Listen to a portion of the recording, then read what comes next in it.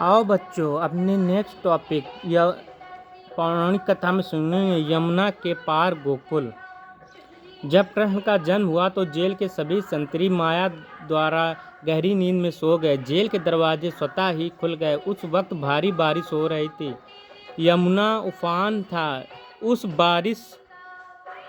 बारिश में वसुदेव ने कृष्ण को एक टोकरी में रखा और उस टोकरी को लेकर वे जेल से बाहर निकल आए। कुछ दूरी पर यमुना नदी थी। उन्होंने उस पार जाना था, लेकिन कैसे? तभी चमत्कार हुआ। यमुना के जल ने भगवान के चरण छुए और फिर उसका जल दो हिस्सों में बट गया और इस पार से उस पार रास्ता बन गया।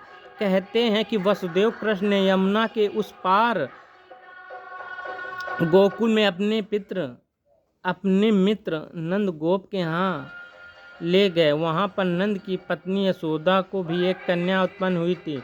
वसुदेव श्री कृष्ण को यशोदा के पास सुलाकर उस कन्या को ले गए। गोकुल माँ यशोदा का मायका था और नंदगांव में उनका ससुराल। श्री कृष्ण का लालन पालन यशोदा व नंद ने किया। गोकुल यमुना के तट पर बसा एक गांव है, जहाँ सभी नंदों की गायों का निवास स्थान था। नंद मथुरा के आसपास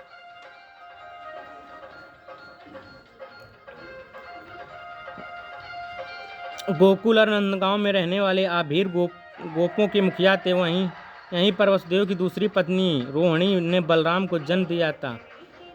बलराम देवकी के सातवें गर्भ थे, जिन्हें योग माया ने आकर्षित करके रोहिणी के गर्भ में डाल दिया था। यह स्थान गोप लोगों का था। मथुरा से गोकुल की दूरी महज 12 किलोमीटर थी। जय श्री कृष्णा। यहाँ कृष्णा और अपना गोलू पौराणिक कथा सुनता हुआ इस अंक की समाप्ति यहाँ पर। अब नेक्स्ट अंक में। जय श्री कृष्णा।